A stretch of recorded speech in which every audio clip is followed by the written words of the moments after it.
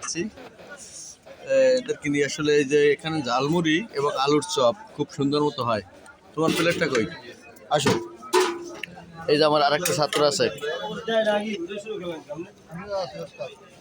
ওই ওই এই যে এদিকে ক্যামেরা আনবো, প্লেট আপনি নেবেন ওই কুলে, তো এই যে বুঝলেন না, আমরা কিন্তু ঝালমুড়ি খাবো এখন এখানে আসতে। বাকি আমি দেন না, তাড়াতাড়ি দেন।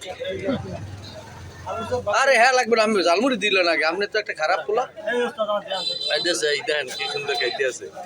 আমরা কইয়েই লইছি, যা কপি করি বললেই লইছি, আমরা এটা কপি করতেছি।